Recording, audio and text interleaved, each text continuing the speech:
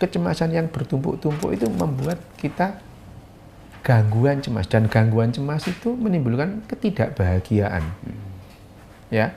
Jadi akhirnya kebahagiaan dan kegembiraan pada manusia itu dua hal yang berbeda. Ya, ya. Ya. Kalau di binatang sama tadi. Sama. Sebangun ya. Sama gitu. Karena binatang nggak punya narasi. Nggak punya nilai yang. Mereka nggak punya kesadaran. Ya, dia nggak sadar loh. Mereka itu merasa ada apa tidak itu nggak tahu itu. Nggak punya itu. Kita punya. Itu. Dalam sekian miliar spesies ini, yang terbukti punya kesadaran sampai sekarang cuma 5 spesies. Gitu. Manusia, simpanse, bonobo, orang hutan, dan flipper, lumba-lumba, dolphin.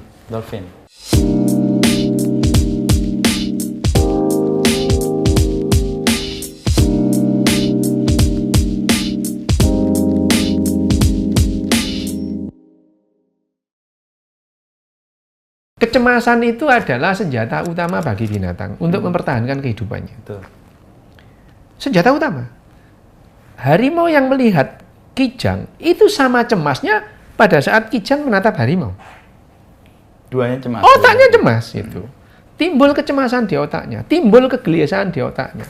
Dan itu akan memicu kaskade adrenalin di amigdalanya gitu. Dan secara evolusioner, semua kecemasan itu pada semua binatang itu diarahkan untuk dua hal.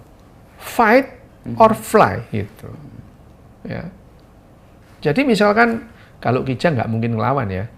Misalkan babi hutan. Babi hutan itu melihat predator itu dia ngitung-ngitung dalam waktu pendek itu ya. Dalam waktu 50 nanodetik otak itu harus memutuskan ini dilawan atau lari gitu ya. Ya, itu adalah bagaimana yang namanya babi hutan itu bisa mempertahankan hidupnya. Kalau yang dilihat itu cita, beranilah aku sama cita kecil kok gitu. Tapi kalau yang dilihat singa lari aja gitu. Dan itu dalam waktu 50 nanodetik. Dia harus memutuskan itu. Sehingga kaskade adrenalin yang ada di otaknya yang dipicu oleh amigdalanya babi hutan ini dengan singa sama itu. Dia mempersiapkan untuk melawan atau untuk lari. Yang digunakan untuk melawan dan lari ya otot. Otot pada binatang itu semua itu digunakan untuk itu. Sehingga yang terjadi pada saat kecemasan itu adalah kaskade adrenalin itu memompa jantung lebih kuat. Cus. Tujuannya apa? Tujuannya adalah memberikan, kalau dalam bahasa kedokterannya itu cardiac output. Itu adalah darah yang dialirkan oleh jantung dalam waktu 1 menit itu. Kalau dalam teknik itu apa? Debit air kayak gitu ya. Deras. Iya, makin banyak gitu. Cardiac output itu adalah darah yang dipompa oleh jantung dalam waktu 1 menit.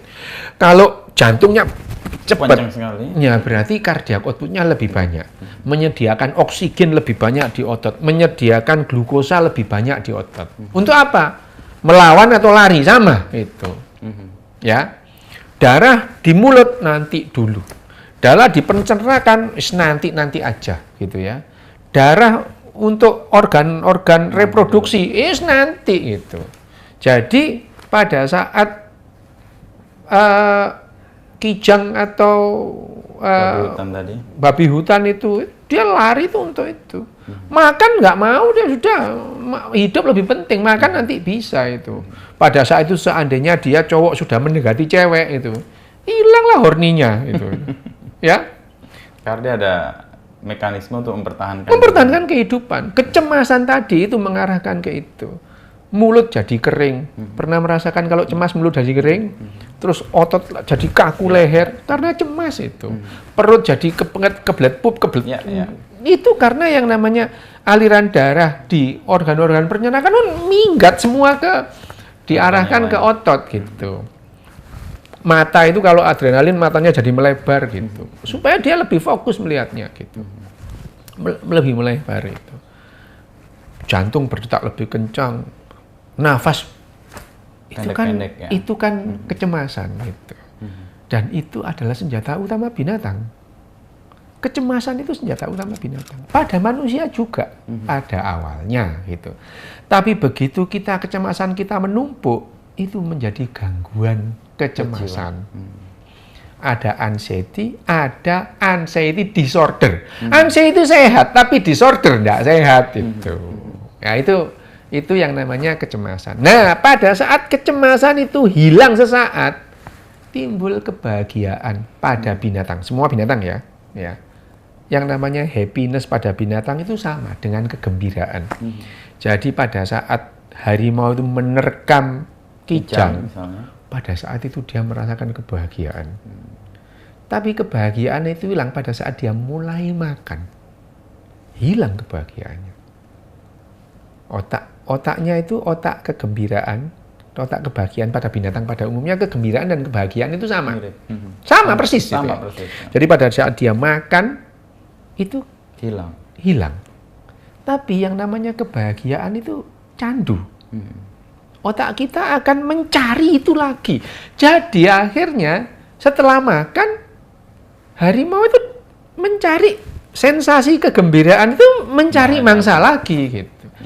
Itu yang mendrive kehidupan binatang. Karena yang namanya ya hanya binatang yang punya otak, yang jamur nggak punya, tumbuhan nggak punya, bakteri nggak punya, monera nggak punya. Jadi kerajaan kehidupan yang punya otak ya binatang gitu. Nah, itu yang namanya kecemasan. Pada saat kecemasan alias ancaman keberlangsungan kehidupan itu muncul, itu cemas. Tapi pada saat ancaman keberlangsungan kehidupan itu hilang, itu namanya gembira. Itu happy. Itu kalau di tikus itu ketemunya nggak sengaja gitu. Karena Milner itu tahun 60-an itu dia itu mencari yang namanya memori itu di mana, malah nemu emosi gitu ya itu. Oh, maunya nyari memori itu di mana-mana nemunya emosi gitu. Dan akhirnya orang paham bahwa misalnya kita ini 99,9% kehidupan kita itu didrive oleh otak emosi instead of alih-alih oleh otak rasional gitu. Nah, kalau Mas Inu bertanya, saya tertarik neuroscience ya gara-gara emosi ini gitu. Gara-gara bukunya Daniel Goleman. Ya, itu buku itu ditulis tahun 95 sebetulnya. Dipasarkan tahun 96. Saya baca buku itu pertama, iki opo to ya? Kecerdasan emosi ono ae gitu ya. Jadi saya beli buku itu 3 hari nggak saya baca gitu. Setelah baca di UGD waktu itu saya baca, ini kok bener ya gitu ya. Nah, di buku itu dia mention itu ya, atau menyebut namanya orang yang namanya Richard Davidson itu. Nah, itu pelopor neuroscientist. Wah, saya berburu lah tulisannya si Richard. Nah, ya itu saya tertarik gitu. Bedah saraf dengan neuroscience itu 2 hal yang berbeda gitu. Apa bedanya, Dok? Bedah saraf ini adalah ilmu kedokteran. Ya, yang tugasnya adalah gimana caranya orang itu nggak mati gara-gara penyakit gitu ya. Gimana orang itu tidak menderita gara-gara sakit, misalkan sakit pinggang lah, pusing kepala itu. Dokter bedah saraf itu nggak mikir kamu itu cara kerja otakmu gimana, enggak gitu. Tapi kalau ada tumor, tugasnya dokter bedah saraf ngangkat tumornya gitu ya gitu. Nah, meskipun ya kita itu sering melihat misalnya sejak dulu lah stroke, kemudian dokter itu ya termasuk bisa mempertahankan kehidupannya orang stroke, terus kemudian dia hidup sebagai orang lain gitu. Ya, orang kalau stroke itu orang yang berbeda. Karena memorinya hilang. Bukan hanya itu, perilakunya juga beda gitu. Jadi seringkali keluarganya yang mengeluh, bapak saya kok bukan bapak yang kemarin gitu. Tapi bagi dokter saraf atau dokter bedah saraf, oh nggak apa-apa, yang penting kan hidup gitu ya. Oh, itu sehat tuh, nggak apa-apa hidup itu. Nah, mempelajari perilaku itu yang namanya behavior neuroscience gitu. Dokter bedah saraf berhimpitan dengan itu semua, tapi tugasnya dokter bedah saraf bukan itu ya. Tugasnya dokter bedah saraf kalau ada stroke, bagaimana satu kemungkinannya, yang pertama adalah life saving gitu. Setelah life saving, limitation damage of disability, ya itu ya, melimitasi kecacatan gitu. Yang ketiga, merehabilitasi untuk kembali ke kehidupannya semula. Itu tugasnya dokter gitu. Nah, tentu ada dokter jiwa, beda lagi gitu ya, itu. Nah, saya sebagai dokter bedah saraf tidak terbiasa mempelajari kenapa orang itu kok marah gitu, tidak pernah gitu. Itu bukan bidangnya dokter bedah saraf gitu. Terus bagaimana itu orang itu kok bisa orang itu nyetir mobil itu nggak pakai mikir, tahu-tahu sampai di rumah gitu ya. Dokter bedah saraf juga tidak belajar bagaimana kenapa pemain bulu tangkis atau pemain bola itu harus 8 jam sehari di lapangan bola atau di lapangan bulu tangkis gitu. Nah, itu terjawab oleh neuroscience. Nah, gitu. Jadi bedah saraf dan neuroscience itu dua hal yang berbeda. Profesi saya bedah saraf gitu ya. Tapi mempelajari neuroscience. Ya, ini warung saya ini bedah saraf gitu ya. Dari dokter bedah saraf, karena meskipun dokter bedah saraf itu profesi dokter. Dokter yang kemudian terus memerlukan sekolah lagi itu, terus kemudian keterampilan itu. Nah, sekarang dengan gabungan antara neuroscience dengan ilmu kedokteran neurologi, itu kita mendapatkan wacana baru gitu ya. Misalnya akhirnya berkembang bagian atau cabang bedah saraf yang namanya functional neurosurgery gitu. Functional neurosurgery gitu ya. Yang dioperasi itu otak sehat gitu. Tapi kenapa? Ini otak sehat ini misalkan saya itu biasanya dulu main gitar itu enggak lancar, main biola lancar, sekarang kok kesulitan gitu ya.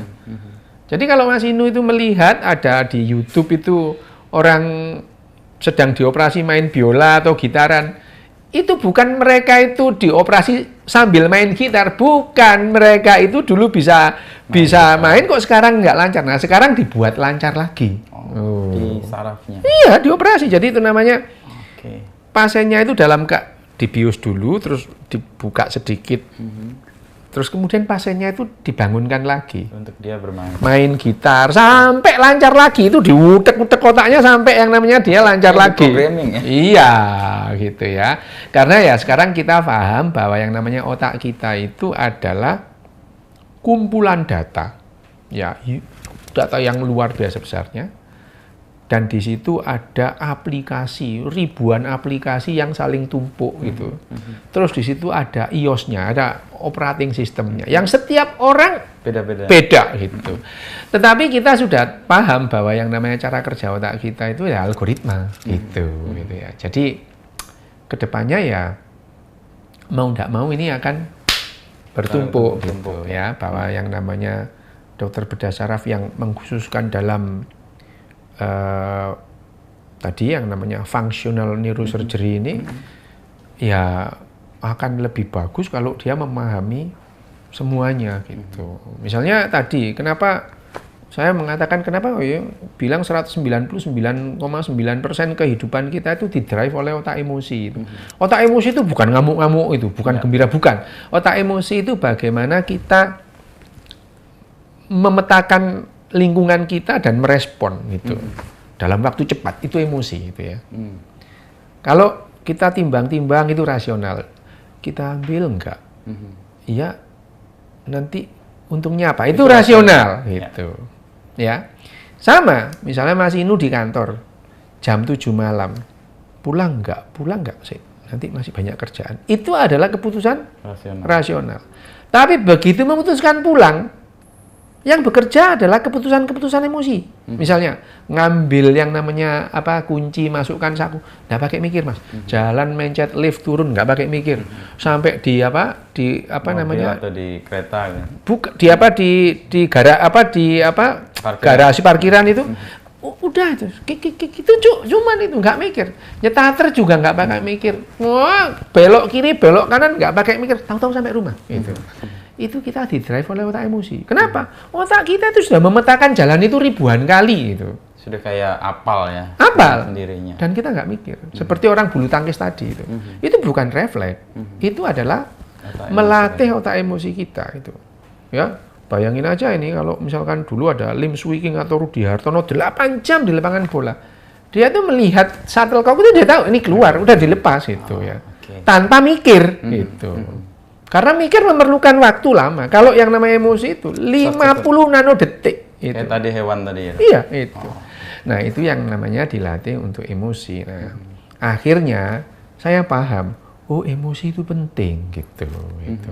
Dan yang namanya kecerdasan emosi itu, yang disebut Daniel Goleman itu, meskipun tidak disebutkan secara eksplisit itu, sebetulnya yang namanya cerdas secara emosi itu bukan emosi kita biarkan gitu, tidak, tapi bagaimana otak rasional kita tidak terlalu sering dibajak oleh otak emosi, karena otak emosi kita itu membajak rasionalitas itu sejak lama untuk kepentingan kita supaya survive. Ya, salah satu yang paling gampang yang nyata itu adalah menikah itu. Kalau rasional nggak ada orang mau nikah itu. Kenapa?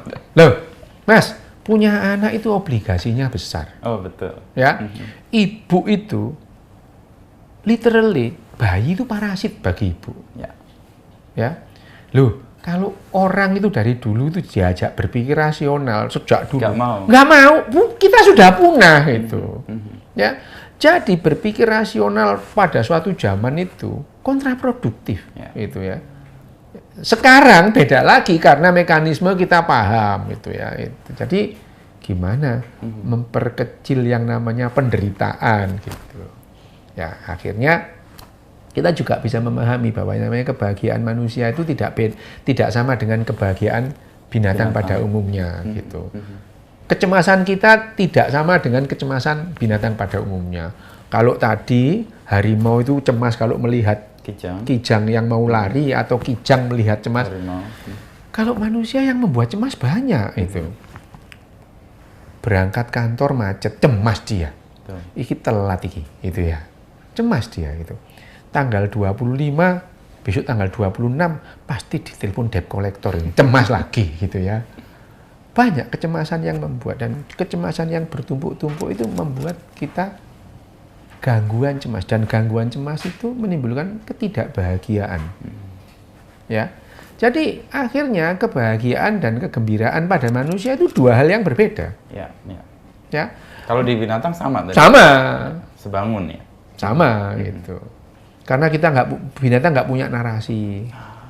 Nggak punya nilai yang... Mereka nggak punya kesadaran. Ya, dia nggak sadar loh. Mereka itu merasa ada apa tidak itu nggak tahu itu. Nggak punya itu. Kita punya. Itu. Dalam sekian miliar spesies ini, yang terbukti punya kesadaran sampai sekarang cuma 5 spesies. Itu. Manusia, simpanse, bonobo, orang hutan, dan flipper, lumba-lumba, dolphin. Oh, 5 itu yang mayoritas ya. Memang ada beberapa kecil banget, misalnya sedikit anjing yang merasa sadar, ada. Ada. Gitu. Tapi bukan tidak pada umumnya, gitu. Itu ya. Itu sadar. Dan sampai sekarang ya kita melihat kesadaran itu nggak penting-penting amat sebetulnya untuk kehidupan gitu. Sekian miliar tahun kehidupan nggak ada kesadaran nggak apa-apa kok gitu ya. Itu. Ya, kalau kita melihat, nah seringkali kita melihat yang terjadi pada diri kita itu penting gitu. Ya, kesadaran itu penting. Dan nyatanya dari sekian miliar spesies yang sadar cuma sedikit kok gitu. Berarti ya nggak penting-penting amat gitu. Jadi tidak terlalu berlebihan kalau ada yang mengatakan kesadaran ini adalah sampah evolusi. Sampah evolusi. Ya, yang muncul gitu aja gitu. Bahkan dengan kesadaran kita punya konsep penderitaan. Kalau enggak kan enggak. gitu. Oke. Ya, Mas Inu boleh kesakitan, tapi begitu Mas Inu itu tidak sadar, Itu kan nggak menderita. ya, ya. Misalkan orang kecelakaan tidak sadar, wah teriak-teriak, dia tidak sadar, tidak menderita. Yang menderita yang lihat itu. Penderitaan timbul karena kesadaran. Ini secara kedokteran dan biologi gitu. Nah, itu tadi yang namanya kegembiraan dan kebahagiaan.